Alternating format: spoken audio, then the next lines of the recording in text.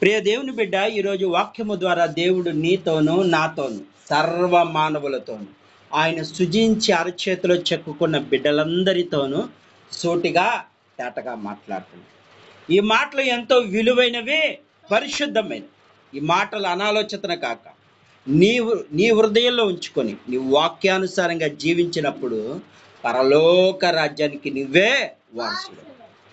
ఎందుకంటే గత కొంతకాలం నుంచి పరిశుద్ధాత్మ దేవుడు పరిశుద్ధులు ఎలాగ ఉండాలి, ఏ విధంగా దేవునికి కోపం రేపేవారు ఎలాగ ఉంటున్నారు, వారు ఏ విధంగా నశించిపోతున్నారు అన్నది గత వారం దేవుడు మనతో మాట్లాడారు. ఈ రోజున పరిశుద్ధాత్మ దేవుడు మనతో మాట్లాడుతుంది ఏంటంటే, ఒక చరిత్రను గురించి వివరించబోతున్నాడు. చాలా మందికి తెలియని విషయం ఏంటంటే, ఒక చరిత్ర. దావీదు ఒక గొర్రెల కాపరి. ఎవరు? గొర్రెల కాపరి. కానీ దేవుని యందు భయభక్తులు కలిగిన వాడు. ఎలాంటి వాడు? ఒక గొర్రెల కాపరి దేవుని యందు భయభక్తులు కలిగిన వాడు ఇశ్రాయేలు దేశానికే రాజుగా చేస్తాడు. అయితే రాజుగా చేసిన తర్వాత ఏం జరిగింది? దావీదు రాజుగా చేసిన తర్వాత దేవుని కొరకు బహుగా అనేక మంది ఇశ్రాయేలు ప్రజల్ని, రాజుగా ఉన్న దావీదు ఏం చేశాడంటే దేవుని సంతోషగానాలతో దేవుని మహిమపరిచేవాడుగా ఉన్నాడు. అనేక మందిని పెట్టుకొని వారితో దేవుని పాటలు రాయించడం. ఒక రాజుకు అనేకమైన పనులున్నా సరే దేవుడికి ఎక్కువ సమయం ఇచ్చేవాడు. ఎలాంటి వాడంటే దేవుడికి ఎక్కువ సమయం ఇచ్చేవాడు. రాజుకి ఎన్నో సమస్యలు ఉంటాయి, ఎన్నో ఇబ్బందులు ఉంటాయి, ఎన్నో విధాలుగా అన్ని చట్టాలు చూడాలి, అక్కడ ఉన్న ప్రజలకు ఆహారం ఇవ్వాలి, అన్నీ చేయాలి. కానీ అవన్నీ చేసినా కూడా వాటికన్నా ఎక్కువగా దేవుడికే ఇచ్చేవాడు కేటాయింపు. ఎవరికి ఇచ్చేవాడు? దేవుడికే ఇచ్చేవాడు సమయాన్ని. పాటలు పాడటంలో కానీ ఏంటి, ఏదైనా సరే, ఏ సమస్య వచ్చినా సరే ఎవరికైనా దేవుని మాటలే చెప్పేవాడు. దేవుడి విధంగా చెప్తున్నాడు కదా, మోషే ధర్మశాస్త్రం ప్రకారం ప్రతిదీ ధర్మశాస్త్రం ప్రకారంగా దావీదు నడిచాడు. ఎలా నడిచాడు? ధర్మశాస్త్రం ప్రకారంగా దావీదు నడిచాడు. దొంగతనం చేసే వారికి దేవుడు ఏ శిక్ష వేయాలో అదే వేపించేవాడు. ఎవరైనా అబద్ధాలు ఆడితే వాళ్ళని ఏ విధంగా శిక్షించాలన్నది అదే చేపించేవాడు తప్ప దేవునికి వ్యతిరేకమైన ఏ పని చేయలేదు దావీదు. అనుక్షణము ఏ పని చేసినా దావీదు దేవుణ్ణి ఆలోచన ప్రకారం చేసేవాడు. ఏమైనా సమస్య ఉందంటే దేవుడి దగ్గరికి వెళ్ళి మొరపెట్టేవాడు. మొరపెట్టగానే అక్కడున్న సేవకులు ఉంటారు కదా, సేవకులు ఇమ్మీడియట్లుగా ఎప్పుడైతే దావీదు ప్రార్థన చేయడం మొదలు పెడుతున్నప్పుడు ఆ సమాధానం ఎవరి నుంచి వచ్చేదంటే అక్కడున్న సేవకుడు ద్వారా వచ్చేది. ఎవరి ద్వారా వచ్చేది? సేవకుల ద్వారా వచ్చేది. నాతాను ప్రవక్త అనే ఒక ఆయన ఉండేవాడు ఆయనకు ముందు. ఆ నాతాను ప్రవక్త అనేవాడు ఆయనకి అనుక్షణము తోడు ఉండేవాడు. దావీదు ఎప్పుడు ప్రార్థన చేసినా నాతాను ప్రవక్త వచ్చి, దేవుడు నీ ప్రార్థన ఆలకించాడు, దేవుడు నీ పక్షాన యుద్ధం చేయబోతున్నాడు అనగానే అప్పుడు దావీదు ఏం చేసేవాడు తెలుసా? దేవుని మహిమపరిచేవాడు. నా ప్రార్థన ఆలకించావా అని మనస్ఫూర్తిగా దేవుడికి సమర్పించేసేవాడు. నా పైన నిందలు వేస్తున్నారు, నన్ను చంపాలని చూస్తున్నారు, దేవాన్ని కన్నీటితో ప్రార్థన చేస్తున్నారు, నా కుటుంబాన్ని నాశనం చేయాలని చూస్తున్నారు. అలాంటి పరిస్థితుల్లో ఎవరికి మొరపెట్టేవాడు అంటే దేవుడికే సమయం ఇచ్చేవాడు. ఎవరో? ఒక రాజు. ఇశ్రాయేలు 20 లక్షల పైగా ఉన్న ఒక అధికారి. ఆ అధికారి ఎవరికి తోడుండే, ఎవరిని ఎక్కువగా బేస్ చేసేవాడు? ఎవరిపై ఆధారపడేవాడు? మనుషులపై ఆధారపడేవాడు కాదు. ఆయన పక్కన ప్రధానమంత్రులు ఉన్నారు, సైన్యాధిపతులు ఉన్నారు, ఎంతెంతో బలమైన ఎవరో భటులు ఉన్నారు, ఎంతో మంది ఉన్నారు, సైన్యం అంతా ఉన్నారు. వాళ్ళ సలహా ఏ మాత్రమో తీసుకునేవాడు కాదు. ఏంటి? వారి సలహాలు ఏ మాత్రము తీసుకునేవాడు కాదు. కేవలం దేవుడు ఏది చెప్తేనే. ఒకళ్ళ మీద యుద్ధానికి వెళ్ళమంటే దేవుడిని అడిగేవాడు. ఎవరైనా మన మీద యుద్ధానికి వస్తున్నారంటే, దేవా నేనేం చేయాలి, ఆ యుద్ధం ఎలా గెలవాలంటే దేవుడు వెళ్ళమంటే వెళ్ళేవాడు, ఆగిపోమంటే ఆగిపోయాడు. అంటే ఇక ఒక రాజు ఏం చేస్తున్నాడు? దేవుని మాటకే లోబడుతున్నాడు. అలాంటి రాజును దేవుడు ఎన్నడూ చూడలేదన్నమాట. అంతకుముందు దేవుడు ఒక రాజును చేశాడు. ఆ రాజు పేరు ఎవరు? సౌలు. ఆ రాజును చేయగానే ఆ రాజు కొన్నాళ్ళు దేవుడి మాట వింటా వింటా వింటా దేవునికి వ్యతిరేకమైన పనులు చేయటం మొదలుపెట్టాడు. అందుకే ఏమైపోయాడు? దేవుని ఆత్మ ఆ రాజు నుండి ఎవరి మీదకి వచ్చేసింది? దావీదు మీదకి వచ్చేసింది. దేవుని యొక్క అభిషేకం ఎవరి మీదకి వచ్చేసింది? దావీదు మీదకి వచ్చేసింది. ఎందుకని దావీదు మీదకి వచ్చిందంటే నిత్యము దావీదు తన నోటి ద్వారా దేవుని స్తుతిస్తూ ఉండేవాడు. గత వారం చెప్పావు, మన నోటి ద్వారా దేవుని స్తుతిస్తూ ఉంటే దేవుడు దగ్గరగా ఉంటాడు. దావీదు ఏ పని చేసినా అద్భుతం, దావీదు ఏ పని చేసినా విజయమే. ఎందుకు వస్తుంది విజయం అంటే దేవుడు దావీదుకు తోడై ఉన్నాడు. ఒక రోజున దావీదు నిత్యము దేవుని స్తుతిస్తూ ఉంటే దేవుడు ముగ్ధుడైపోయాడు అన్నమాట. ఇక నాతాను ప్రవక్త దగ్గరికి వెళ్ళి ఏమని చెప్తున్నాడంటే దావీదుతో, దావీదు నీకు పుట్టబోయే బిడ్డల కాడ్నుంచి ఏమన్నాడు? నీకు పుట్టబోయే బిడ్డల కాడ్నుంచి దేవుడు నీ యొక్క ప్రార్థనలు, నువ్వు చేసే ప్రతి పని, దేవునికి అప్పచెప్పే విధానము దేవుడికి బహుగా ముద్దొచ్చేశాడు. దావీదు ఏమొచ్చేశాడు? ముద్దొచ్చేసావు. తన పిల్లలు చిన్న పిల్లలు చూస్తే తల్లిదండ్రులు ఏమవుతారు? ముద్దు కలిగి ఉంటారు. అలాగే దావీదును చూడగానే దేవుడి మాట తూచా తప్పుగా పాటిస్తున్నాడు. ఇక దేవుడికి సంతోషం వచ్చేసి, నాతాను వెళ్ళు, నా కుమారుడి దగ్గరికి వెళ్ళు, నేను ఇప్పుడు ఎలాంటి ఆశీర్వాదం ఇవ్వబోతున్నాడు అంటే అస్సలైన ఆశీర్వాదం ఇది. నాతాను వెళ్ళు. నాతాను వెళ్ళాడు. అయ్యా దావీదు, ఇంతటి మహా వాళ్ళకి ఎవ్వరికి సాధ్యం కానిది దేవుడు నిన్ను ఆశీర్వదించిపోయాడు అనగానే దావీదు సంతోషం. ఏ ఆశీర్వాదం? నాతాను పాస్టర్ గారు చెప్పండి, ఏ ఆశీర్వాదం అది? నీ పిల్లల వరకు ఆయన కాపుదలిస్తాడు. ఏమన్నాడు? నీ పిల్లలు ఒకవేళ నీ పిల్లలు తప్పు చేస్తే వాళ్ళని దండించైనా సరే వాళ్ళని ఆయన వైపు తిప్పుకుంటాడే తప్ప నీ పిల్లలు తరతరాల వరకు నిన్ను దేవుడు వెంటాడుతూనే ఉంటాడంట. ఏమన్నాడు? అలాంటి ఆశీర్వాదం ఇచ్చాడు. నువ్వు వెళ్ళే ప్రతి పనిలో విజయం. నీ పిల్లలు ఏ రాజుగానే ఉన్నారు. ఎలా ఉన్నారు? తన పిల్లలు ఏ మాత్రం ఆ సీటు దిగనివ్వలేదు, రాజ అధికారాన్ని ఎవరికి ఇవ్వలేదు దేవుడు. ఒక దావీదు వంశానికే చేరువైంది. అదవుతుందా? దావీదు వంశానికే చేరువైంది. దావీదుకు దేవుడు అంతగా ఆశీర్వదించడం మొదలుపెట్టాడు. అయితే ఇక్కడ ఒక సంఘటన జరిగింది. దావీదు ఆశీర్వాదం మొదలుపెట్టిన తర్వాత దావీదుకు ఒక కుమారుడు పుట్టాడు. అతని పేరు సొలొమోను. ఎవరు పుట్టారు? దావీదు ఇశ్రాయేలు ప్రజలను పాలిస్తున్న సమయంలో ఎన్ని దేశాలు అంటే 40 దేశాలు. ఎన్ని దేశాలు? 40 రాజ్యాలను దావీదు పరిపాలిస్తున్నాడు. ఎన్ని రాజ్యాలు? 40 రాజ్యాలు పరిపాలిస్తున్నాడు. ఈ 40 రాజ్యాలు సొలొమోను ఏం చేశాడంటే, సొలొమోనుకు ఒకప్పుడు జ్ఞానం లేదు, కానీ దేవుణ్ణి అడగ దేవుడు జ్ఞానం ఇచ్చాడు. 40 దేశాలు కొంతకాలం పాలించాడు. 40 దేశాలు పాలిస్తూ ఏం చేశాడంటే దేవుడికి వ్యతిరేకమైన ఒక ఘోరమైన పాపం చేశాడు సొలొమోను. ఏం చేశాడు? ఘోరమైన పాపం చేశాడు. దేవుడితో ఉండాల్సిన సొలొమోను ఏం చేశాడంటే తన భార్య మాటలు అన్య స్త్రీలను పెళ్లి చేసుకొని తన భార్య మాటలు విని ఏం చేశారు? దేవుని ఆరాధించే స్థలంలోని విగ్రహాన్ని పెట్టి ఆరాధించడం మొదలుపెట్టాడు. ఏం చేశాడు? విగ్రహాన్ని పెట్టి ఆరాధించాడు. ఏ విగ్రహము? ఆ యొక్క అదే బయలుదేవతల విగ్రహాలు. దేవుడుండే స్థలము ఎక్కడుండే స్థలము? దేవుడు పరిశుద్ధ స్థలములో విగ్రహము పెట్టి ఆరాధించడం మొదలుపెట్టాడు. ధూపములేయటం, మంత్రాలు చదవటం మొదలుపెట్టాడు. ఈ నోటి ద్వారా దేవుని స్తుతించాల్సింది పోయి దయ్యాలకు పూజలు చేయటం మొదలుపెట్టాడు. భార్యల మాట విని. అప్పుడు దేవుడు 2 సార్లు ప్రత్యక్షమయ్యాడు. దావీదు, నువ్వు చేస్తుంది తప్పు. 2 సార్లు చెప్పాడు. నాతాను ప్రవక్త ద్వారా చెప్పాడు. ఒకరోజు డైరెక్ట్గా దేవుడు ముందుకొచ్చి చెప్పినా సరే మానలా. నువ్వు చేస్తుంది తప్పు సొలొమోను, నీ తండ్రి లాగా నువ్వు జీవించట్లేదు.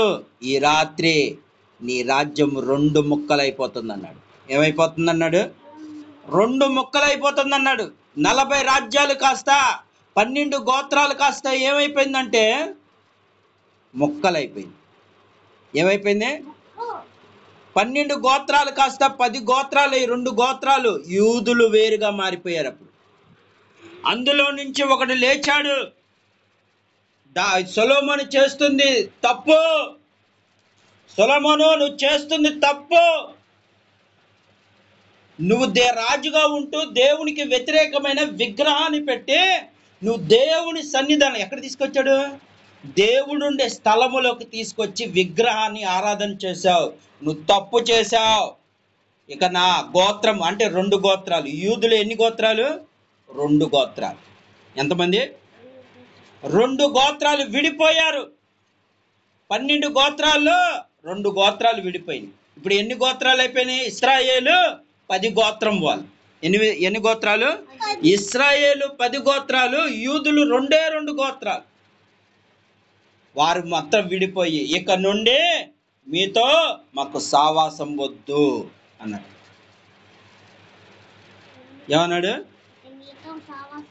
యెహోరాముకి ఆయన ఏం చేశాడంటే మీతో మాకు సావాసం వద్దు, మేము నీ ఉండే స్థలం ఇది అపవిత్రమైపోయింది, ఈ ఇశ్రాయేలు దేశం అపవిత్రం అయిపోయిందని వాళ్ళు వదిలిపెట్టేసి వెళ్ళిపోయారు. ఎలా వెళ్ళిపోయారు? రాజ్యము ఏమైపోయింది? ముక్కలైపోయింది. ఏమైపోయింది? కలిసి ఉండే రాజ్యం ఏమైపోయింది? సాతానుకు చోటిచ్చాడు. ఏమీ చేయలా. విగ్రహాన్ని తీసుకెళ్ళి ఎక్కడ?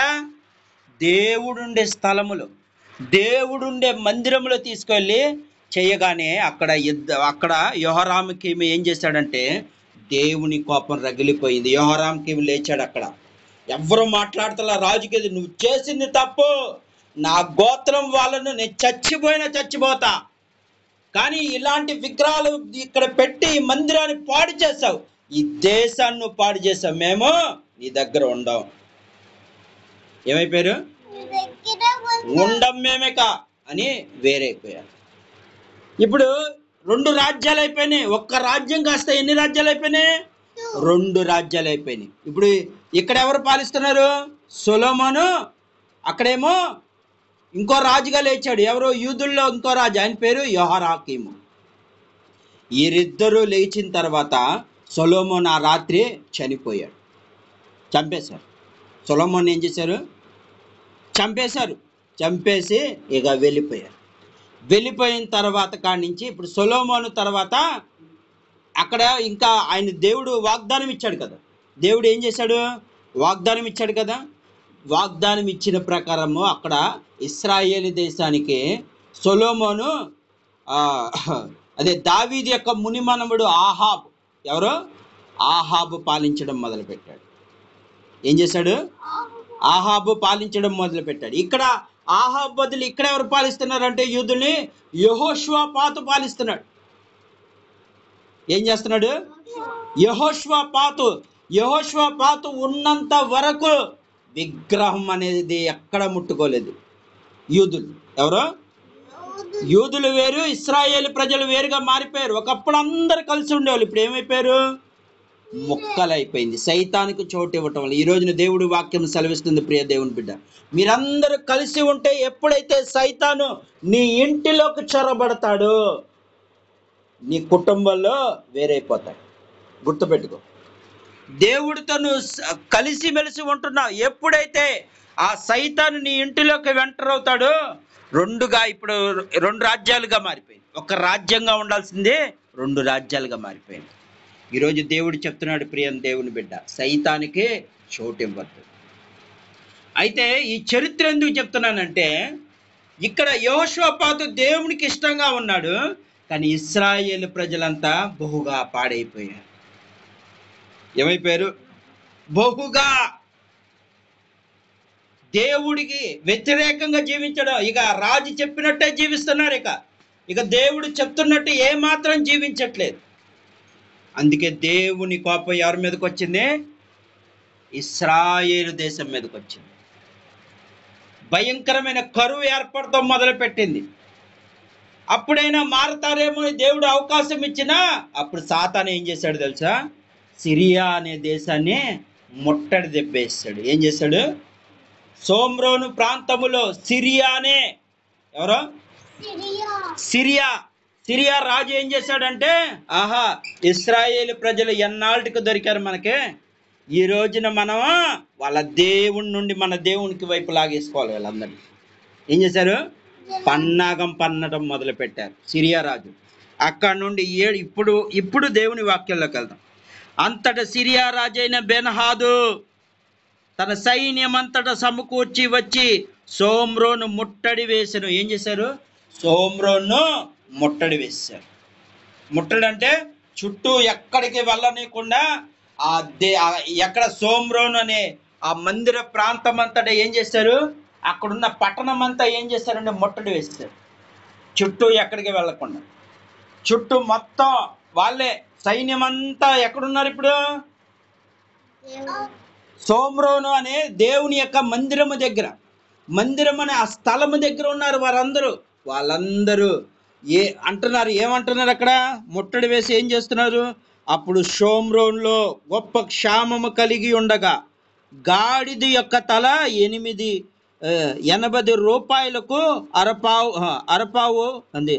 అరపావు పావురపు రెట్ట 5 రూపాయలు అమ్మబడింది. ఆ రోజుల్లో ఎక్కువ రేట్లు పెంచేశారు తినే ఆహారానికి. ఏం చేశారు? ఎక్కువ రేట్లు పెంచేశారు తినే ఆహారము. ఇప్పుడు ఏంటి? గాడిద తల ఎంత? 80 రూపాయలు ఎక్కువైపోయింది. ఆ రోజుల్లో 80 రూపాయలు అంటే బహు ఎక్కువ. పావురపు రెట్ట ధర ఎక్కువ, రేటు ఎక్కువ పెంచేశారు. అంటే ఇశ్రాయేలు ప్రజలకు ఒకవేళ రేటు పెంచిన వాళ్ళు ఏం చేయాలి? ఇప్పుడు వాళ్ళ దేవుణ్ణి వదిలేసేయాలి. ఏం చేయాలి? దేవుని వదిలేసేయాలి. ఇక దేవుడు యెహోవాను ఆరాధించడానికి వీల్లేదు. అక్కడ ఉన్న సైన్యాధిపతి ఏమంటున్నాడంటే, బెన్హాదు అనే ఏమంటున్నాడంటే, మీరు దేవుని ఆరాధించడానికి వీల్లేదు. ఎవరైనా దేవుని ఆరాధించిన ఎడల ఏంటి? మీ దేవుని ఆరాధిస్తే మీకు ఆహారము దొరకదు అని ఆపేశాడు. ఏం జరిగింది? ఇక తిండి దొరకదు. ఇక మీరు దేవుని ఆరాధించడం వల్ల మీకు ఏది దొరకదు. మా దేవుడి దగ్గరికి వచ్చేయండి, అప్పుడు మీకు కడుపు నిండా పెడతాం. ఏమంటున్నారు? అప్పుడు కడుపు నిండా పెడతాం. పైగా వచ్చే వాళ్ళకి ఏం చెప్తున్నాడు? డబ్బులు తీసుకొచ్చేయండి. ఎక్కువగా అమ్మేసుకుంటున్నారు. క్షామం పెరిగిపోయింది, కరువు ఏర్పడిపోయింది. ఇప్పుడు దేవుడు ఇక్కడ పరీక్ష ఏం జరుగుతుంది? ఇక్కడ ఇశ్రాయేలు ప్రజలు ఏమనుకుంటున్నారు? అమ్మో, ఇప్పుడు మనం అక్కడికి వెళ్ళాలంటే దేవుని వదిలిపెట్టాలి. ఎవరిని వదిలిపెట్టాలి? దేవుని వదిలిపెట్టేయాలి. ఈ ఆకలికి తట్టుకోలేకపోతున్నారు. ఏం చేయాలో అర్థం కావట్లా. ఒక రోజున ఒక స్త్రీ కనపడింది. ఇది అసలు వాక్యం. ఇక్కడికి వెళ్దాం. ఇశ్రాయేలు రాజు పట్టణపు ప్రాకారం మీద సంచారం చేయగా ఒక స్త్రీ రాజును చూచి, రాజైన నా ఏలినవాడా సహాయము చేయమని కేకలు వేస్తుంది. ఒక స్త్రీ ఏం చేసిందంటే రాజును చూడగానే, అయ్యా రాజు మా పరిస్థితి చూడు, ఆకలితో అలమటించి కేకలు వేసి సహాయం చేయి. ఏమైపోయింది? సహాయం చేయి, మేమేమి చేయలేకపోతున్నాం, ఆకలితో అలమటించిపోతున్నాం. అక్కడికి మేము వెళ్ళాలంటే ముట్టడి తిప్పివేశారు, తినటానికి తిండి లేదు. మా పరిస్థితి ఏంటి రాజా? నువ్వు చేసిన తప్పు వల్ల దేవునికి వ్యతిరేకంగా జీవించామేమో, అందుకే ఈ రోజున మా పరిస్థితి ఏంటని ఆ స్త్రీ ఏడ్చేస్తుంది. ఏమంటుంది అక్కడ? ఆ స్త్రీ నన్ను చూచి, నేటి ఆహారము నీ బిడ్డ ఇమ్ము, రేపు మనము నా బిడ్డలను భక్షిద్దామని చెప్పినప్పుడు ఏమంటుంది? తన పిల్లల్ని తానే తినేసిందంట, చంపేసుకొని తినేసింది ఆకలికి తట్టుకోలేక. ఏమైపోయింది? ఆకలికి తట్టుకోలేక ఎన్నో రోజుల నుండి తిండి లేక అల్లాడిపోతూ తన బిడ్డనే తినేసిందంట. అది చెప్తుంది రాజుకి, నా బిడ్డని నేను తినేసాను, నీ బిడ్డల్ని ఇస్తే నేను తినేస్తాను, నాకు ఆకలిగా ఉందని ఏడ్చేస్తుంది. అలాంటి రోజులు రాబోతున్నాయి రానున్న దినాల్లో.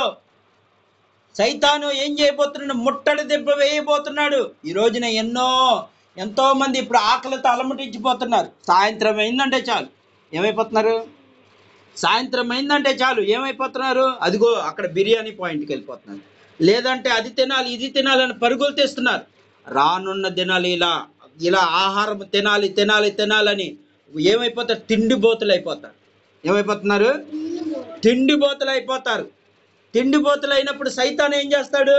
తినండి, బాగా తినండి తినండి, ఒకేసారి ఆపేస్తాడని. ఏం చేస్తాడు? ఒకేసారి ఆపేస్తాడు. అప్పుడు ఏమవుతుంది? మనుషులు పీక్కుని తినే రోజులు ఇదిగో ఈ వాక్యంలో ఉంది. రాజా, మా పిల్లలు మేము తినేసా, మీ పిల్లలు ఉంటే మాకు ఆకలి వేస్తుంది, నువ్వేమో మాట్లాడతలేదు. ఏమంటున్నాడు? నువ్వేమో మాట్లాడతలేదు, నువ్వేమో వాళ్ళకి ఏమి సమాధానం చెప్పట్లేదు. వాళ్ళేమో నీ రాజు వస్తే మీకు అన్నీ పెడతామంటున్నారు. ఏమంటున్నారు? నీ రాజు మా దగ్గరికి వచ్చి ఆ దేవుని ఆరాధించము అని చెప్తే మేము అన్నీ పెడతాం అంటున్నారు.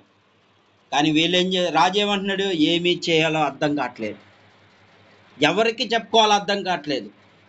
కొంతమంది అందులో మంచోళ్ళు కూడా ఉన్నారు, బాధపడుతున్నారు, ఏడుస్తున్నారు. దేవా, ఆకలితో చచ్చిపోతున్నామని దేవుడికి కన్నీరు కారుస్తూ ఉంటుంటే దేవుడు ఒక రోజును చూశాడు.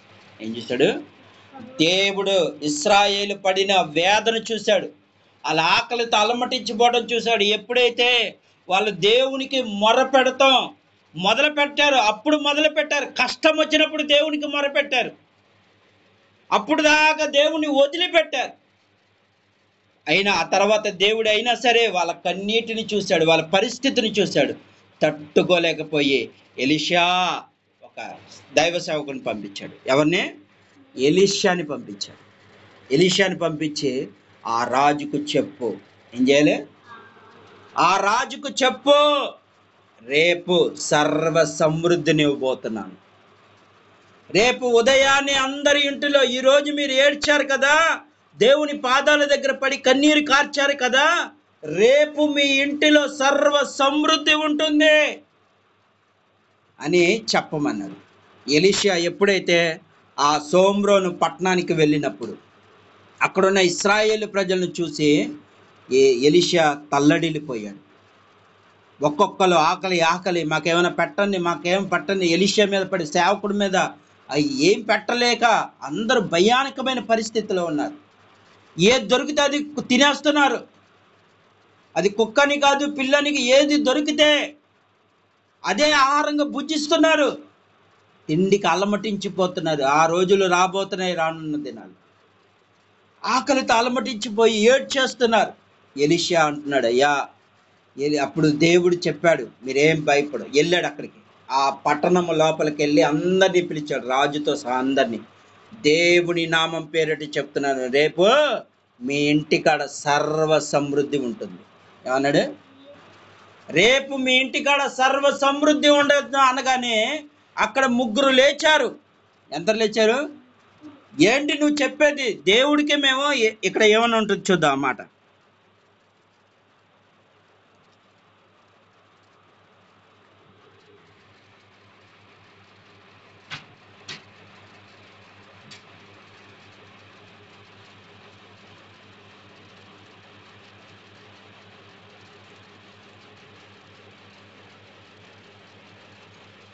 ఆ 7వ అధ్యాయంలో ఉంటుంది, చూద్దాం. అందుకు ఎవరి చేత రాజు ఆనుకుని ఉండనో అధిపతి యెహోవా ఆకాశం నుండి కిటికీ తెరిచి ఇలాగ జరుగునా, అది దైవజనుడికి ప్రత్యురమిగా అతడు నీవు కల్లారా చూచెదవు కానీ దాన్ని తినకుండా ఉండేదవని చెప్పాను. అక్కడ ఏం జరుగుతున్నాడంటే అక్కడున్న ప్రజలందరూ ఏం చేయబోతున్నారంటే ఆ దేవుడి గురించి చెప్తున్నప్పుడు అక్కడున్న సేవకుడు చెప్తా ఉండంటే ముగ్గురు ఆటంకపరిచారు. ఇది దేవుని వలన కలిగిన కీడు, ఆ దేవుడికి మేము మొరపెట్టాలా? ఏమన్నారు వీళ్ళు? ఆ దేవునికి మేము మొరపెట్టాలా? రేపు జరిగిద్దా? ఇన్ని రోజులు మాకు కడుపుతో అల్లాడిపోయి మా పిల్లల్ని వండుకొని తిన్నాం, మా పరిస్థితి అత్యంత భయంకరంగా ఉన్నప్పుడు ఈ దేవుడే తెచ్చాడు. ఏమంటున్నాడు అక్కడ? సైతాన్ తెచ్చిందంట్లా. ఆడేమంటున్నాడు అక్కడ, ఆ వ్యక్తి ఏమంటున్నాడు, దేవుడే ఈ కీడు తెచ్చాడు.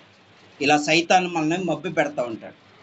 ఏం చేస్తా ఉంటాడు సైతాన్? ఈ విధంగా మభ్య పెడతా, ఇది దేవుడి వల్ల వచ్చిన కీడు, దేవుడి వల్లనే ఇది జరిగింది.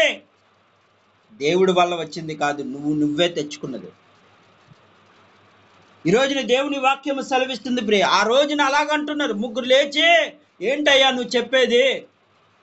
సేవకుని ఏమంటున్నాడు, నువ్వేంటి చెప్పేది, నువ్వేంటి ఏంటి? రేపు పొద్దున్న దేవుడు ఆకాశము తెరిచి కిటికీ నుండి మాకేమైనా ఆహారం పంపుతాడా? ఏమంటున్నారు? ఆకాశము తెరిచి ఏమైనా ఆహారము పైనుండి మన్నాను కురిపిస్తాడా ఏంటి అని ఎగతాళి చేస్తున్నాడు. అయినా ఏమంటున్నాడు ఎలీషా? వాళ్ళ మాటలు పట్టించుకోవట్లేదు. ఏమంటున్నాడు అక్కడ, ఆ మాట చూద్దాం. యెహోవా ఆకాశమందు కిటికీ తెరిచి అలాగ జరుగునా, అది దైవజనుని ప్రత్యురమేగా. అంటే దైవజనులు ప్రశ్నిస్తున్నారు వాళ్ళు. అతడు నువ్వు కనులారా దానిని చూచదు కానీ దాన్ని తినకుండా ఉండేదు అని చెప్తున్నాడు. ఏమంటున్నాడు అక్కడ? మీరు కనులారా చూస్తారు. అక్కడున్న ఎవరిని అన్నాడు అక్కడ? దేవుని పిల్లలకు దేవుని మాటలు చెప్తూ ఉంటుంటే ఆటంకపరిచింది ఎవరు? ఆ సోమ్రోను, అదే సిరియా దేశంలో ఉన్న ముగ్గురు మనుషులు. ఎవరు? మీ దేవుడు వల్ల కాదు, మీ దేవుడు ఏమి పెట్టడు, మా దేవుడు ఇస్తాడు, రండి అని ఆహ్వానిస్తున్నాడు. ముగ్గురు. ఆ ముగ్గురు అంటున్నారు, ఏమంటున్నారు? మీ దేవుడు ఏమైనా ఆకాశము తెరిచి ఆ కిటికీ నుండి ఏమైనా ఇస్తాడా, మన్నాను కురిపిస్తాడా అని ఎగతాళి చేస్తున్నారు. అప్పుడు ఏమంటున్నాడంటే, అక్కడ ఏమంటున్నాడంటే ఒకే ఒక మాట అంటున్నాడు. ఏమంటున్నాడు చూద్దాం. ఏమంటున్నాడు అక్కడ? అతడు నువ్వు కనులారా దాన్ని చూచెదవు కానీ దాన్ని తినకుండా ఉండేదు అన్నాడు. ఏమన్నాడు? నువ్వు కల్లారా చూస్తావు, దేవుడు జరగబోయే కార్యము నువ్వు చూడబోతున్నావు. దైవ సేవకుడు ద్వారా దేవుడు మాట్లాడుతున్నప్పుడు ఆటంకపరిచారు వాళ్ళకి దేవుడు హెచ్చరిస్తున్నాడు, నువ్వు చూస్తూ ఉంటావు కానీ తినలేవు, దేవుడిచ్చిన పరిశుద్ధ ఆహారం నువ్వు తినలేవు అన్నాడు. అనగానే వీళ్ళందరూ ఆశ్చర్యపోతున్నారు. ఇప్పుడు ఏం చేద్దాం అంటే అప్పుడు దేవుడు ఏం చేశాడంటే, వాళ్ళందరూ మైండ్ ఆలోచన, రేపు పొద్దున్న ఎలా వస్తుంది, ఇంతమందికి ఆహారం ఎక్కడి నుంచి వస్తుంది? అక్కడేమో ముట్టడి తిప్పేసారు.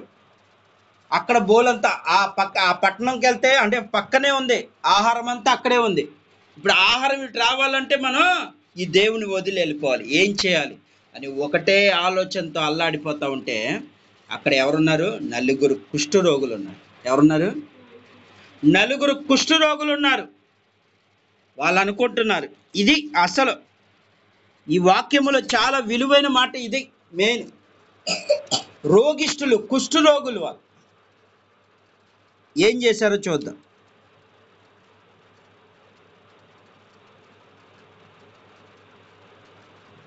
స్తోత్రం. నలుగురు కుష్ఠరోగులు ఏం చేశారో చూద్దాం. అది కాబట్టి ఆ కుష్ఠరోగులు దండుపేట వెలుపటి భాగమునొద్దకు వచ్చి మొట్టమొదటి వీళ్ళు ఏం చేశారు? ఫస్ట్ యెహోవా పట్టణ 4వ వచనం చూద్దాం. పట్టణములోనికి పోదుమనుకొని పట్టణము మందు క్షామము అచ్చట చచ్చిపోదాము. ఏమంటున్నారు వాళ్ళు? ఎక్కడున్నా చచ్చిపోతాం, ఇక్కడున్నా ఆకలితో చచ్చిపోతాం. పట్టణంలోకి వెళ్తే వాళ్ళు చంపేస్తారు. ఎవరు చంపేస్తారు? ఆ సిరియా వాళ్ళు చంపేస్తారు. అక్కడైనా చచ్చిపోతాం, ఇక్కడైనా ఏదోటి జరిగిద్ది. ఈరోజు దైవ సేవకుడు అన్నాడుగా, అక్కడైనా సావటమే, ఇక్కడైనా సావటమే, మనం ముందుకే వెళ్దాం అన్నారు. నలుగురు అక్కడ అందరు కదలలా,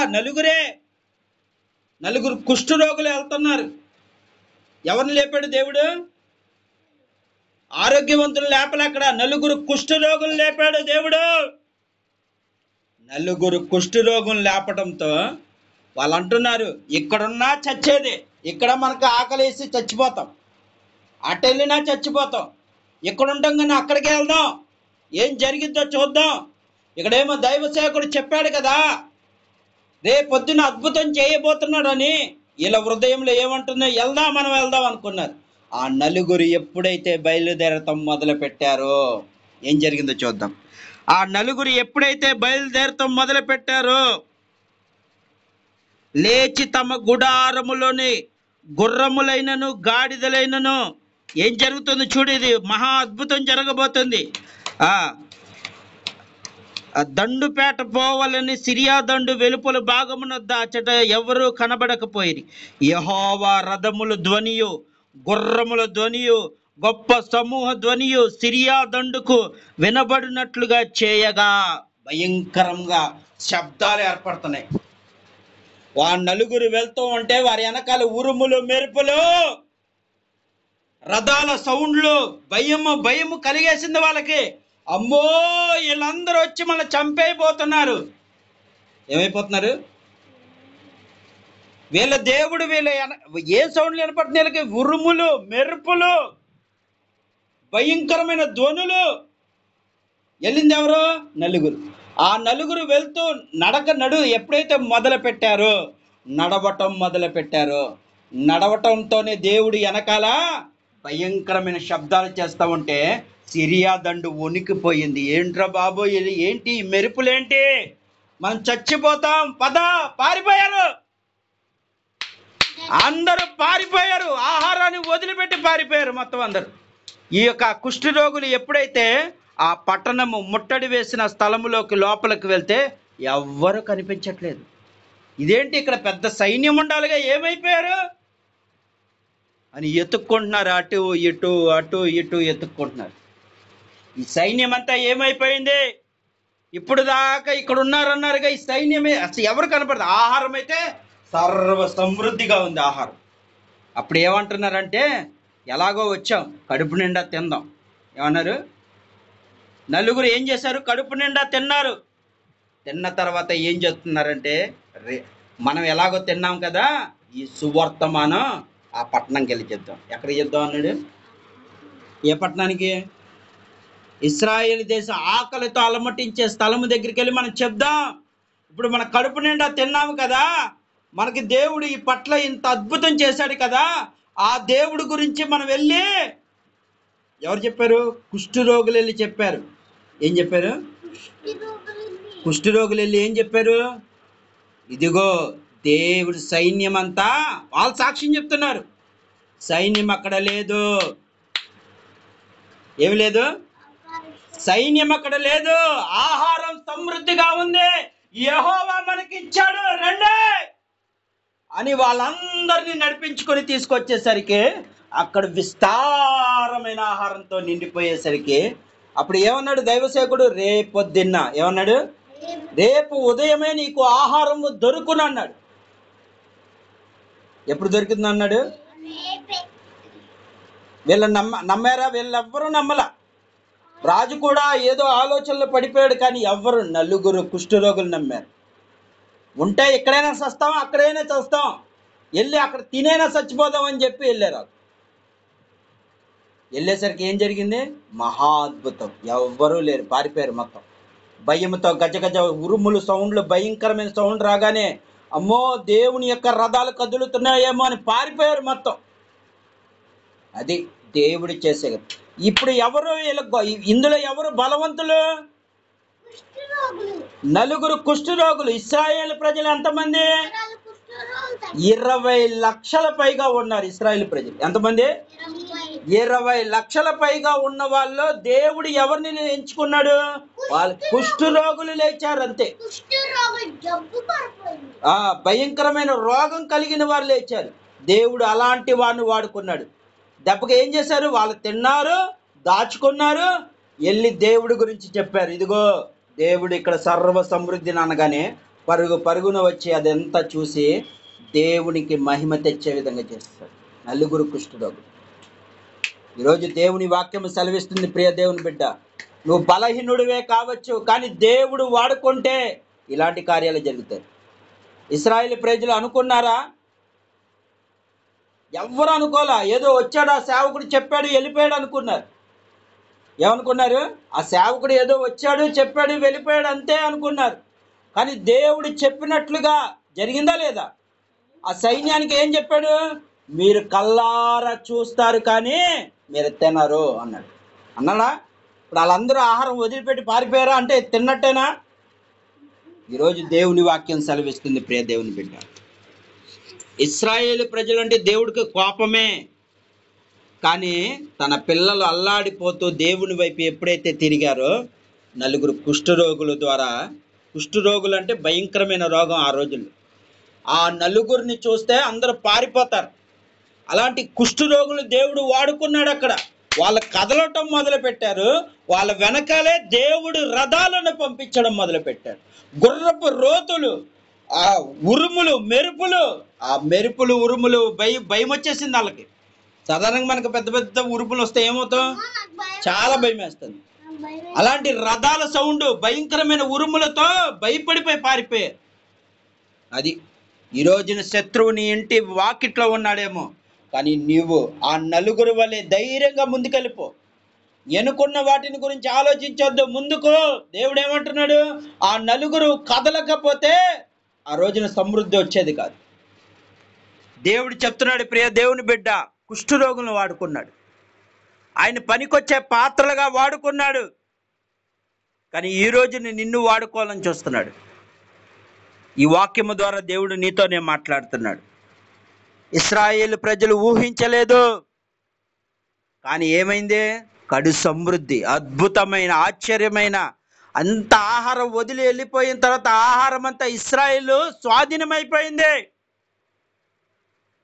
సైతాను ఎన్నో ఉచ్చులు వేశాడు ఆహారానికి. ఏం చేశాడు? ఎక్కువ రేట్లు పెంచాడు. వాళ్ళు కొనుక్కోలేనంత రేట్లు ఎక్కువ పెంచాడు. అయినా సరే దేవుడు అవన్నీ పటాపంచలు చేస్తాడు. ఈ రోజున దేవుని కోసం నేను నిలబడితే నాకు కరువు వస్తుందేమో, నాకు తినటానికి ఏమీ దొరకదు అనుకుంటున్నావు. దేవుడు వాటినన్నిటిని ఏం చేయబోతున్నాడు? నీ పాదాల దగ్గర తేబోతున్నాడు.